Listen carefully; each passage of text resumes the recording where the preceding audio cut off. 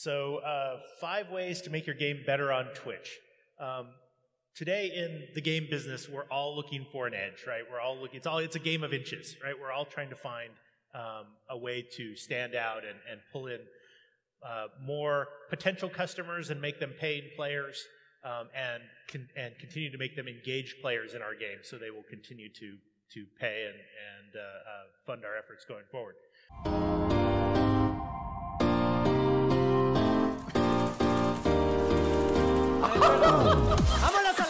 So I've been in the game business a while. I've worked with Nick. We were just talking about 25 years or so here and there. Come from a long time at Xbox, and then also at the Amazon App Store games business before I joined Twitch. I heard an interview with Elon Musk the other day, and he was talking about the payload shroud on top of the Falcon 9 rocket. And this is right now a non-reusable part. Costs about $5 million a launch. It comes off about 4 minutes into launch and burns up in the atmosphere. And he said he challenged his team to treat that as if it were a pallet with $5 million on it floating through the atmosphere and find a way to catch it.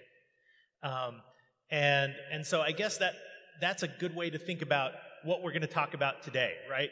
We're trying to talk about how to take all those engaged potential customers out there and draw them into your game, so that you're already spending efforts in marketing and engagement and community, but how can you use Twitch to pull those in? And some of those are engineering things and some of those are business things, but you can treat them from the outset as part of your game development effort, and that pays rich dividends.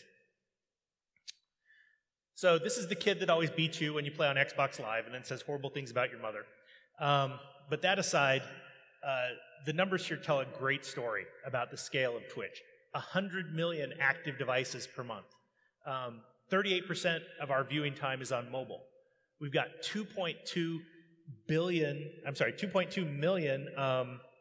monthly broadcasters, which is 3 times the population of Seattle. So 3 times the population of Seattle every month is broadcasting on Twitch, which is pretty freaking amazing. And those numbers show mass, but they also show engagement. Look at that, $25 million daily chat interactions, right? So these are not players that are leaning back, passively watching this content. They're deeply engaged. They already care about your games. They care about your content, and they're talking about them with their friends on Twitch. The average user watches 106 minutes of Twitch content per day. That's a feature-length movie every day of Twitch content watching your games and the games of your competitors. So how do we make that work for us? And just to give you an idea of the scale of Twitch, it's something like that, right? So the story here is that Twitch is effectively the biggest game trailer that you've got. It's a 24/7 commercial for your game. Danny Hernandez is a Twitch data scientist, wrote a fabulous blog post about a year ago that does a deep dive into the numbers. At Twitch, we really believe in looking at the data and going where the data tells us. And I would invite you to look at that blog post and really spend some time with that and see what we've learned about game success and Twitch engagement. Okay, so without further ado, 5 ways you can make your game better with Twitch. I'm a programmer, so I start counting at 0. So I'm going to give you a bonus extra way that you can make your game better on Twitch. No extra charge. And that is, Hearthstone, Blizzard's Hearthstone. Hearthstone is a good game, right? It's a great game, really. This is my game, Retroids. It's all right. I wrote it on the bus. People play it, whatever. It's not a good game.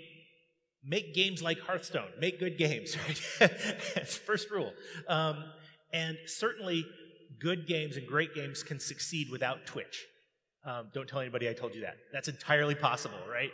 But, again, you're looking for every advantage. And at the same time, if you make a game that doesn't engage users, that's not fun to play, no amount of Twitch engagement can really help that, right? There's nothing you can do with Twitch that will make it great. So we still have to, all the basic, laws of programming physics apply. We still have to make good games, right? So, more seriously, the first way, help your streamers. So, the broadcasters that broadcast your game on Twitch are hosts that are putting on a TV show all the time, right? They're running the talk show that your game can be the guest on. And just like actors that when they're plugging a movie, they come on shows, they go on Jimmy Fallon, right? They need to be a good guest. And if they're a good guest, they get asked back. And if they're a really good guest, they get a recurring spot, right? They become a recurring character on the show. And that's the way to think about this, right? Twitch is a show starring your game. So, how do you be a good guest? As we talk to lots of streamers and have all kinds of roundtables, we've come to kind of label this idea of these things I'm going to talk to you about right now as Twitch mode in a game, right? The things that streamers want to see in a game that make their life easier, make it easier for them to produce their show. The first is privacy. We still see games that show IP addresses on the screen in the HUD in some fashion, or sometimes email addresses or whatever. They show stuff on the HUD that if it's just you playing, on your couch or in your den, you don't care about that. But if you're a broadcaster and people see your IP address, what's going to happen? You're going to get denial of service attack, and that happens to our broadcasters a lot. And so it would be really nice, you would be being a good guest if you hid stuff like that or gave the ability to hide those sorts of things. Another thing that comes up is in-game notifications. So if Bob is streaming and his friend Joe texts him or sends him a notification in the game that disses some guy they were just playing with on the stream, that's not cool, right? So they would like ways to turn all those things off. These are not hard things from a developer perspective. It's just about, hey, when it comes time to get the game out the door, we're all pushing against the clock, right? And so it's just about wrapping up some of those bits and pieces and making your game pleasant to show. Content. In this room, there are probably people who have spent hours and hard negotiation to get licensed music in particular, or other licensed content. But a lot of times, those licenses don't protect streamers who are streaming your game. So they have to turn off all the sound, or they play sometimes awful music of their own to drown it out. If you give them a way to turn off licensed content, it's easier for them, right? Particularly music is what I'm talking about here. Audience engagement. So streamers have their fans, they have their subscribers. If you have a way to give streamers something they can give to their fans, that's awesome, right? You can't always do that, but if there's a way in your game that you can give something to streamers that they can give away to their subscribers and their viewers, that works really good. And lastly, listen to the feedback that you get from your streamers, whether it's about design or balance or other things. You don't have to, they're not always right, but they're usually as a whole pretty smart. In particular, Game Squad is one Danny Hernandez calls out that really benefited from taking early streamer feedback and making the game better. Kingsway recently did a bunch of updates right like the day after launch based on feedback from their audience because they were listening, right? Number 2, talk to your audience. Who in here does not have a community engagement plan for their game? Everybody does, right? Or else you'd be too ashamed to raise your hand anyway. But everybody they think they have a plan to embrace the community of their game, and that's great. And it probably already has Twitch in it. But if it doesn't, plan for it, right? Plan for the way you engage in Twitch. Don't just let it happen, right? So make sure your community manager, if you have one, or if someone is wearing the community manager hat, they're just thinking about how Twitch fits into that universe. Early access. Hearthstone combined early access and Twitch as a powerful 1-2 punch that laid a foundation that they still benefit from today. And so if you can provide early access to streamers and give streamers keys to give away to their audience so that they can play with their favorite streamers, that is super powerful, right? I'd really encourage that. And you can use things like Keymailer or other technologies to actually put that into practice. but find a way to do that. Finally, treasure feedback, right? An old developer saw, right? An old designer saw, but listen to the feedback you get from your broadcasters. Listen to the feedback you get from the early access players, and let them see you act on it. Sometimes the things will be invisible, but try to actually find things that are visible so they can go, oh man, I said that, and there it is, right? That builds fans for your game, right? There was a game called Squad, again, stealing from Danny's blog post. Squad really did a lot in this area to engage with that feedback. Use Twitch features. I'm just going to call out a couple here. Identity. Every one of these millions of active and engaged Twitch users has what? A Twitch account. You can use the Twitch account in your game. You can link it to your game identity, or you can use it as your game identity, right? If you don't have an identity system for some reason of your own. The link there contains all the details. Find ways to use that, and you're basically pulling those millions of Twitch users into your universe of your game. Clips. Twitch has APIs to discover and embed video clips that all of the people streaming your game are already recording and posting up on Twitch.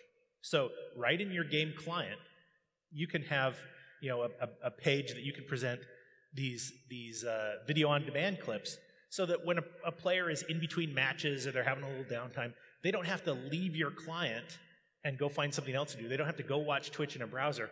They can actually kind of see what the community is doing with your game right there, and you can keep them in there. Because if they go and if they go off to watch Twitch on the browser, they might end up on Reddit, and then heaven knows they'll never come back, and they'll get sucked into Reddit, and they'll be lost forever.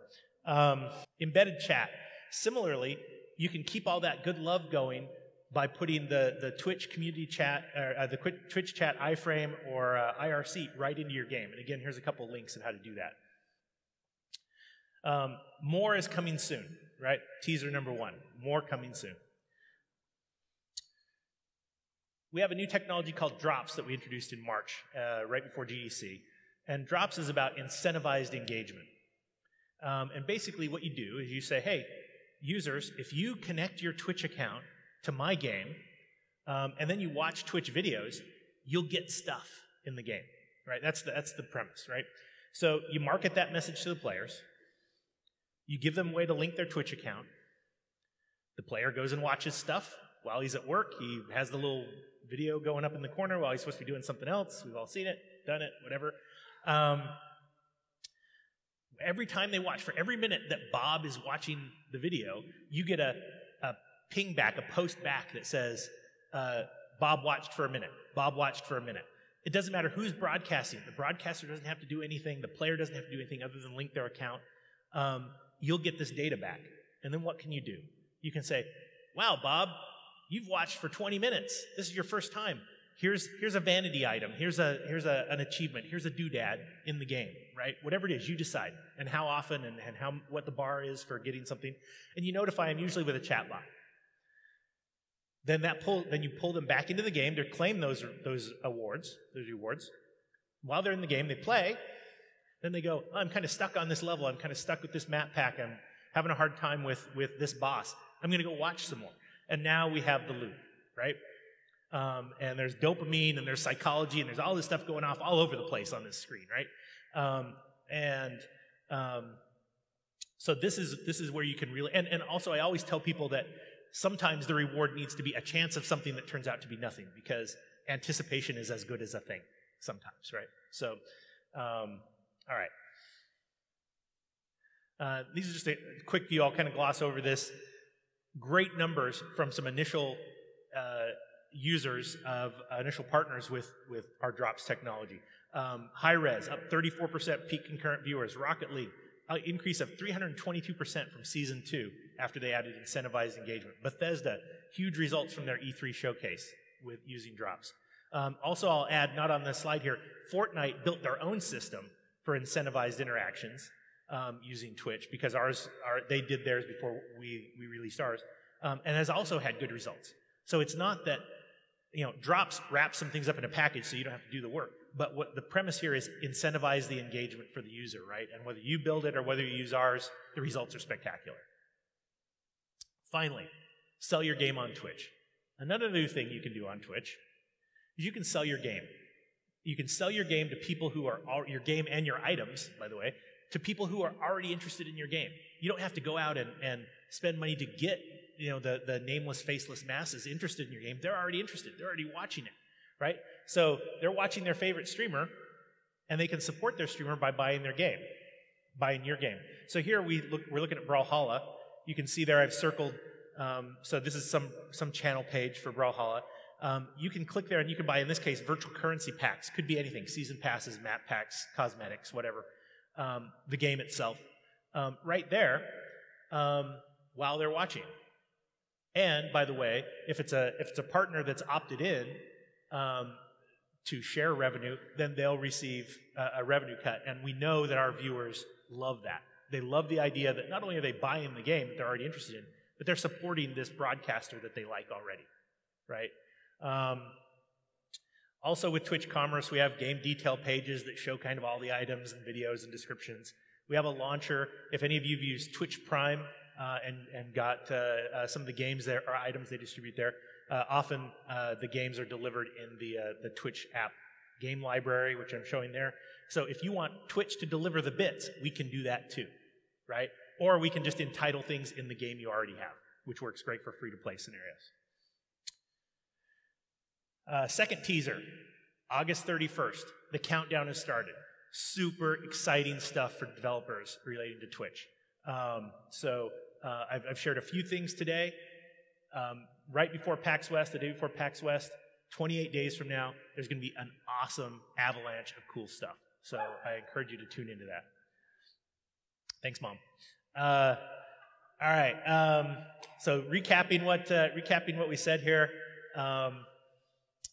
and we'll throw it open to some questions. Another plug for Danny's blog post, which is also linked down there at the bottom. All right, guys, I think that's it. Thanks so much. If you have other questions, feel free to see me after.